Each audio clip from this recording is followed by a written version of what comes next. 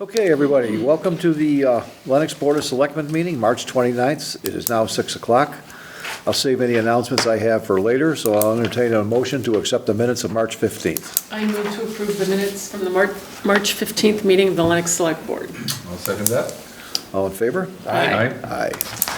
Aye. Citizens Open Forum, I'm going to hold everybody to two tonight. Nothing? Okay.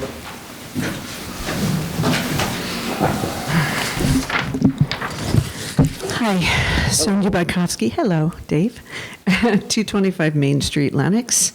So two quick announcements. One, I had been asked by several people who are disabled and unable to leave their homes about their ability to vote at town meetings. So I had put in some calls to the state, and I finally heard back from them, and here's what they said about if you are unable to basically get out to vote.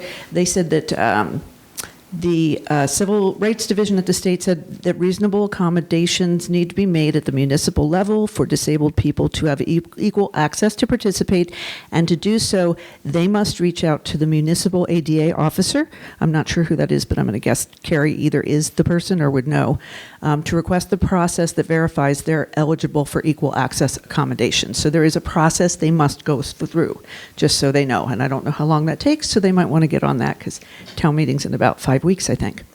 And I want to announce that I am officially now a candidate for moderator. This is my first time running for office. Wow. Don't run in fear. And basically, moderator, for those who don't know, run town meetings. And my commitment is just to allow everyone, yes? I don't allow political candidates to Oh. come up and... Oh, I didn't know that, okay. Yeah. So, reminder, May 4th is the meeting, May 8th is town elections. And this is just some information for you all in another educational forum that's going on tomorrow that has to do with cell information. Okay. So can I just give that to Chris to distribute? You Thank may. you. Thank you. Okay, so we're gonna move along to the consent agenda. Can I have any comments? Oh, sure, I didn't see you pop up. Good evening, everyone. My name is Courtney Gilardi, 980 East Street or 17 Alma Street in Pittsfield. I also wanted to invite you to this forum tomorrow. I also just want to remind people that we're not against cell towers. We're not against wireless infrastructure. We're about citing them carefully. And if people had access to the 2 years' worth of letters that I've been writing to the town, they would see that, right? So everybody deserves to have cell phone coverage. All Berkshire residents do. And Lenox residents deserve to know where the new towers are needed and where they can be sited. And many times at discussions, it's brought up, we should show people maps. They should know. Like right now, we have a wireless zoning overlay district. If somebody wants to put a tower somewhere, they can apply under section 10.2, I believe, for a variance or a waiver. But we know, right?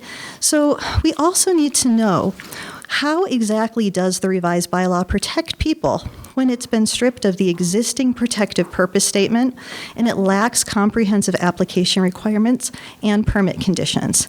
And these were present in our original, and these are present in the bylaws of our neighboring towns. Now, Lenox residents deserve to hear what independent, experienced attorneys think of the draft. Voters need to know what these attorneys would add to make it better for everyone. The expert attorneys who have reviewed this bylaw says that it doesn't do what it set out to do. So tomorrow at 7 o'clock, you're invited to come to this forum. It's called Let's Talk About Cell Towers, Let's Connect, and we'll help to answer some questions. We hope that you can all make it. Thank you. Thank you. Under 2 minutes, very good. Okay, so now, no, I guess we're all set. Anybody else wants to get up? This gentleman, does he want to get up? Sir, do you want to have something to say? Okay. So I guess we can go ahead on to the consent agenda. The consent agenda. Tonight, we will approve participation in the Attorney General's opioid settlement. Hold.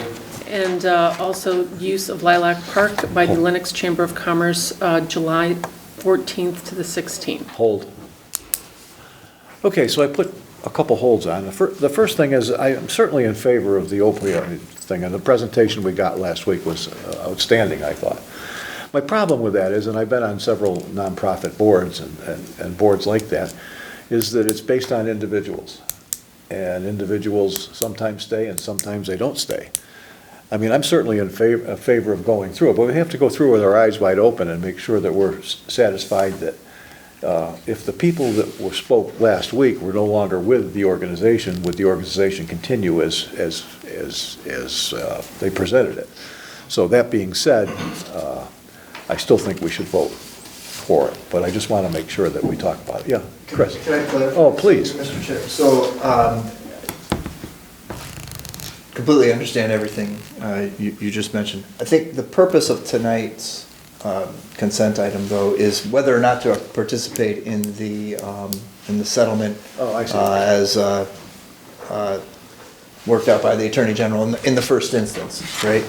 So, determination of where Lennox's allocation goes can only take place once we're I got you. in it, right? So if the board's so inclined to move ahead with joining that agreement, I'll file the paperwork tomorrow morning. Okay, well, I'll take my foot out of my mouth and say, go ahead and approve it. Chris, It is was that good. to say that,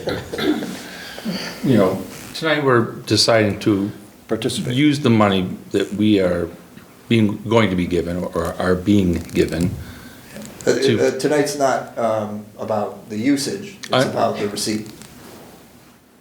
All right, that's even a step back from what I thought. Yeah. Okay. So all we have to We're just say is, accepting the funds, yes, we'll right? take the Mass Which State. is why I suggested it for consent, because it's Gotcha.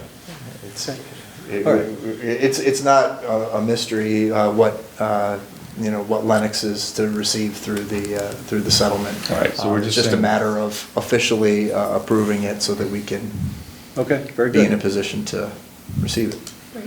Okay, so we'll move on to the next hold, and I'm going to ask, I've asked you to look into this a little Yes, bit, and yes.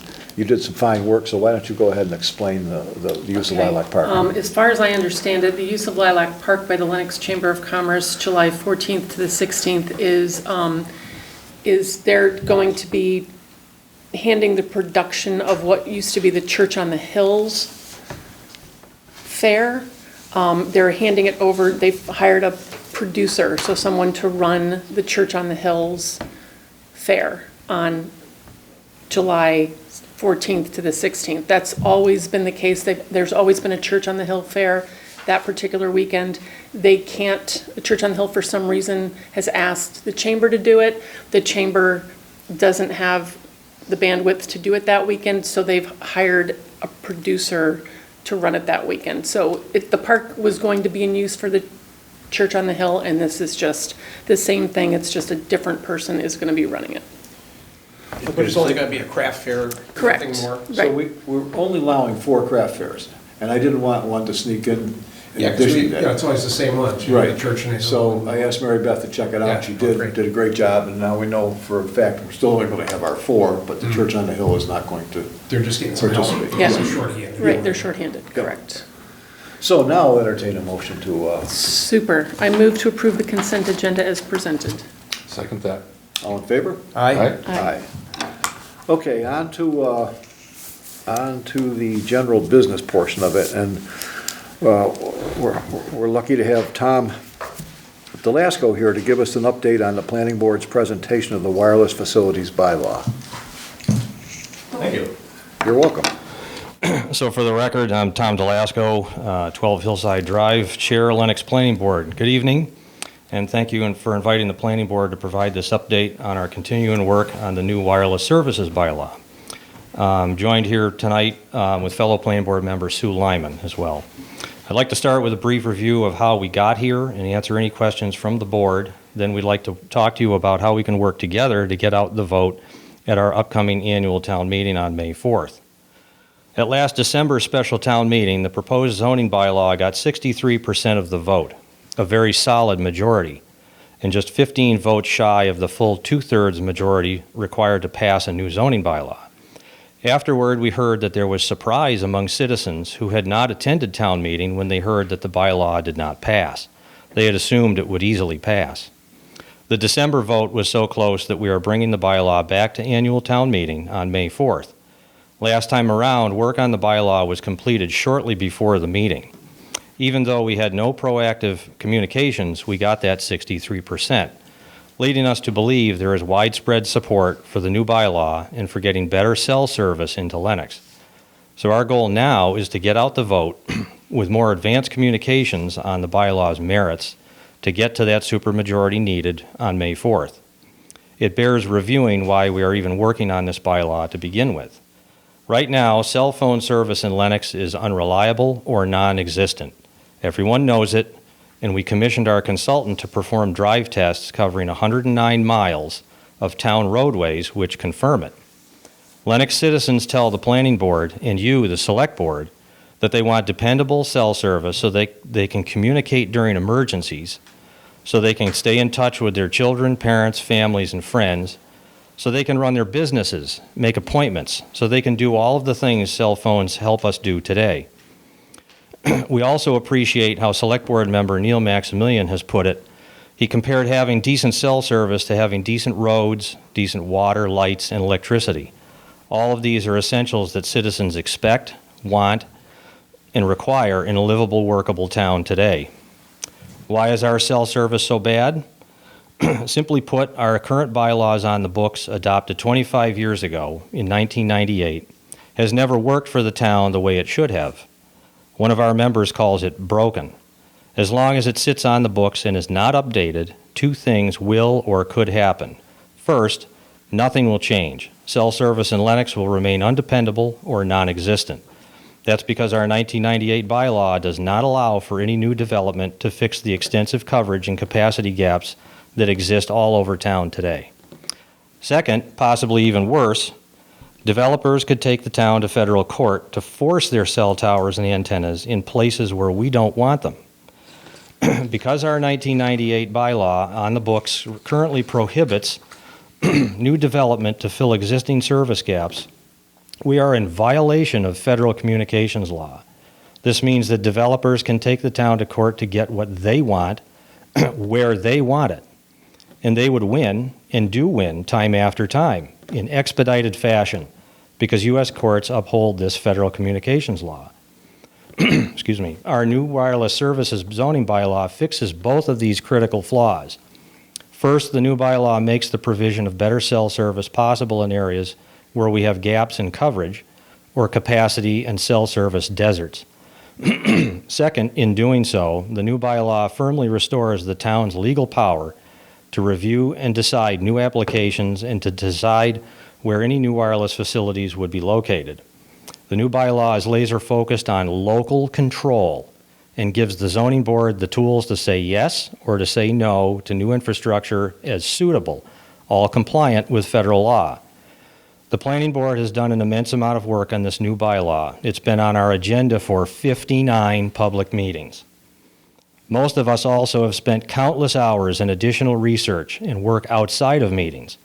We've met with consultants, compared bylaws from other towns, read studies, read case law, read all correspondence, watched videos, attended seminars, considered many hours of public comment, considered and responded to all proposed amendments, responded to all questions, and then we've reflected all that we've learned in the new bylaw. The planning board has done the hard work to understand the issues. We stand by this bylaw. Town Council Joel Bard also has approved the new bylaw. Lenox is very fortunate to have Attorney Bard and KP Law, the Commonwealth's most experienced municipal law firm, advising us on the complexities of wireless communications bylaws. Attorney Bard is experienced, impartial, and importantly, not pushing any agenda other than to promote good, solid zoning bylaws that serve and protect the town. He has approved and even complimented our draft bylaw, assuring it is complete and, quote, very sound, unquote. He also recognized this as a controversial issue and that, in his opinion, quote, the board has done an excellent job of balancing the interests of all residents of the town, unquote. As to next steps and process, since December's meeting, we have again carefully reviewed the bylaw. We've made a few non-material changes, regarding word choice and further emphasis on the role of the Historic District Commission at their request. We will hold a public hearing on the bylaw next Tuesday evening, April 4th at 6 p.m. in Town Hall. We invite citizens to attend, learn, ask questions, and make comments. After the hearing, we expect to move the bylaw officially to town meeting. We can meet with you again after the public hearing and hope at that time you will also endorse the bylaw as you did last fall. Meanwhile, between now and annual town meeting on May 4th, we encourage the Select Board and all Lenox residents to go to the Planning Board page on the town website and read the proposed bylaw, along with several additional documents posted there. We will also be working to get the word out that if you want better cell service in Lenox, please plan on coming to the annual town meeting Thursday, May 4th at 7 p.m. at the Middle and High School Auditorium to cast your vote. We hope you, as town leaders, also will help us with this effort. We know that you talk to many citizens on a regular basis, and we want to make sure you feel 100% comfortable talking about the new bylaw and the need for it. And tonight, we welcome your suggestions on how, working together, we can make sure that Lenox voters take the opportunity to vote on this important issue. With that, we'd be happy to answer your questions, and let's discuss getting the vote out at town meeting. Thank you, Tom.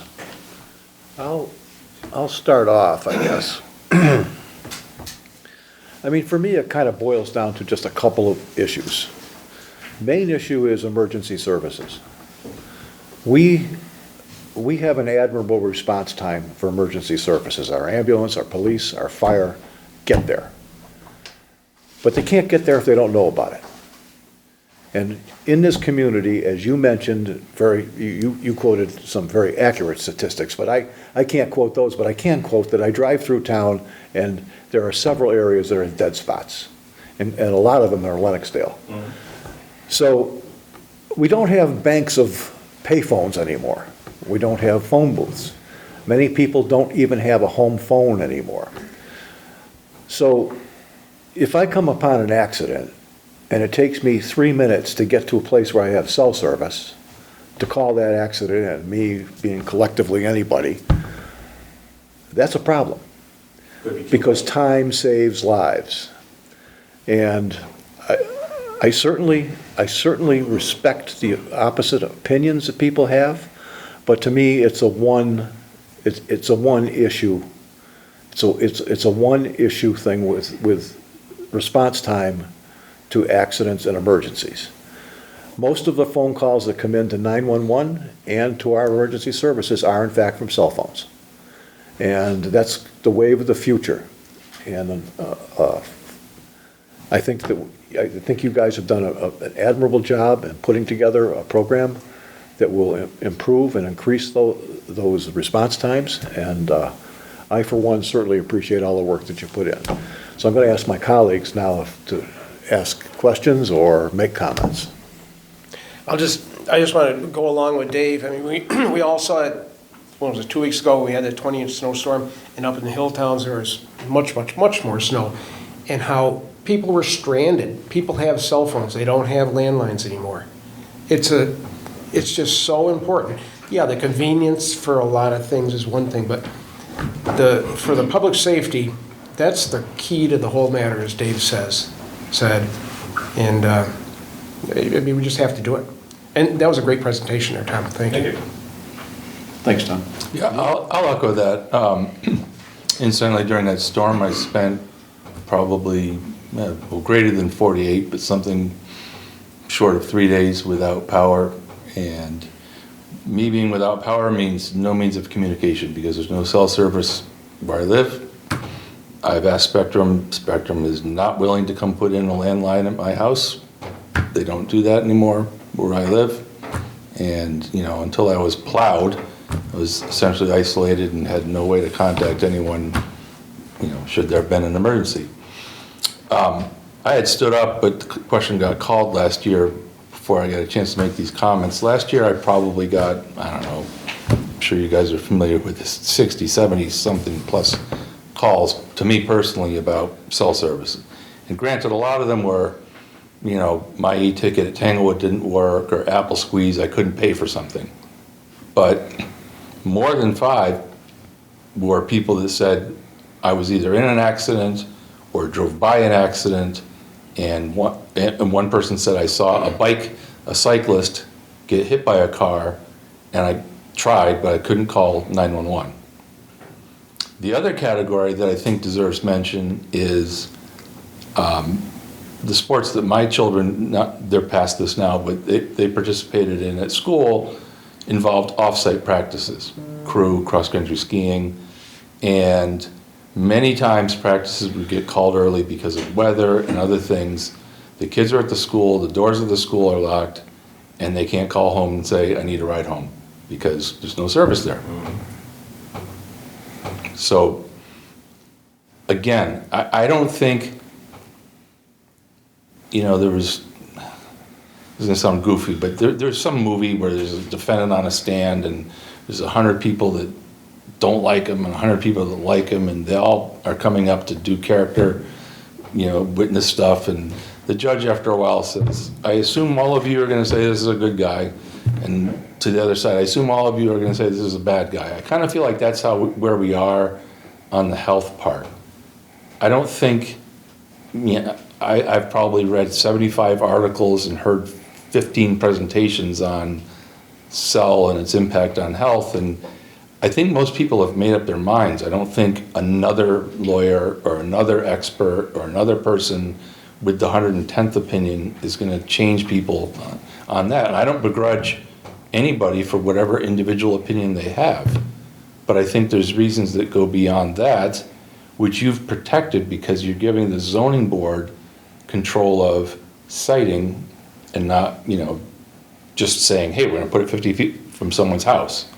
So to me, for the public safety and the kids at the school reason, I think it's important that we move on with this. Certainly last, not least. So I've been to probably 7 of those 59 planning board meetings that you guys have had, and sat through the, 2 to 4 hours of you guys, deliberating and coming up with drafts and the pros and the cons, and even the public hearing that you had at the last go around, and sat through that entire thing, and people got to say their piece, and you did respond at the 11th hour before the last time we brought this, the first time that we brought this to the public for a vote.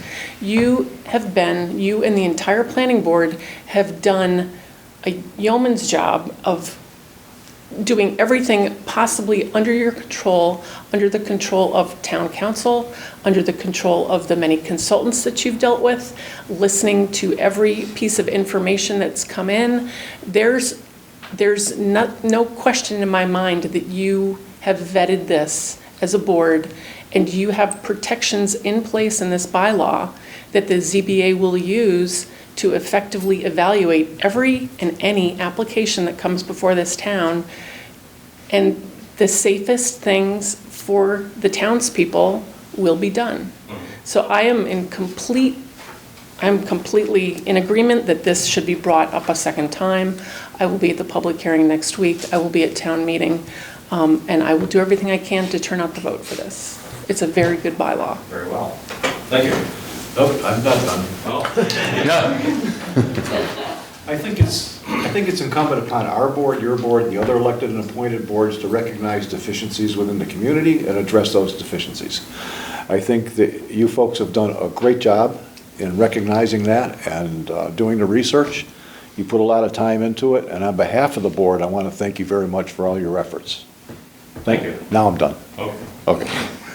Thank you, Tom. So I'm not going to entertain any public comments tonight. We don't want to delude the Tuesday night meeting where everybody will have an opportunity to address that. So that being said, we'll move on to the next item, which is the budget. Thank you, Mr. Chair. Actually, just very briefly tonight, quite frankly, there hasn't been very much movement from either the departments or the finance committee.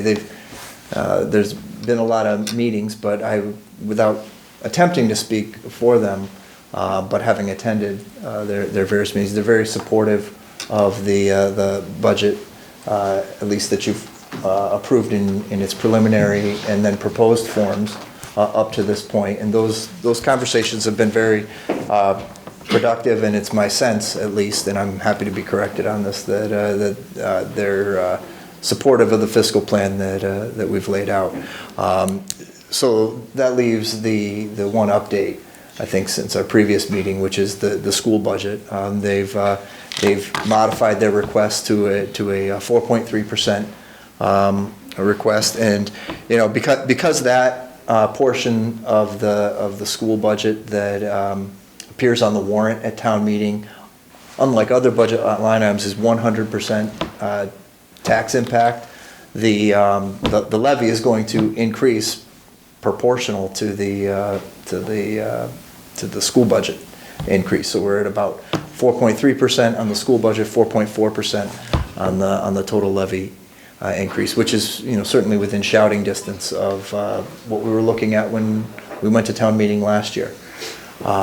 That's really the only update that I'm really prepared to share at this point, other than just the basic nuts and bolts fact that the process continues to unfold. Finance will have its recommendation formally to you before your next meeting, at which point we'll be looking at approving a warrant for the town meeting that's on May 4th. And other than that, I mean, I can certainly field any questions or clarify any other points if we want to go a little further with the discussion, but that's all I had. I suppose it's going to sound like a request. I don't remember how many years ago, but we used to have the school budget be a line item in the entire budget. When we discussed the budget, you got up and made a budget presentation. You paused as you were going through your line items. School came up and talked about their budget.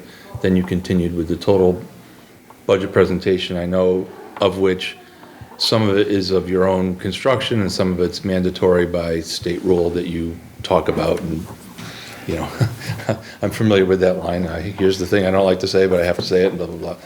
So now that we've separated it and we vote on the town non-school budget and you give your presentation, and we see clearly year to year, percent increase, decrease, levy impact, things like that, excess capacity, all those different things. Can we ask that when the school presents their budget, that they follow a format somewhat similar to yours? Because the school presentation basically is, here's all the things that school does, and this is how much money we need because of these things. But it doesn't say year to year or levy impact or things like that. And I'd like to see it somewhat conform to the way that the fiscally responsible way that you present town budget, if that were possible. I mean, I understand it's probably a request of the school administration, but. It makes sense. I mean, I'd like to mull it over, but yeah.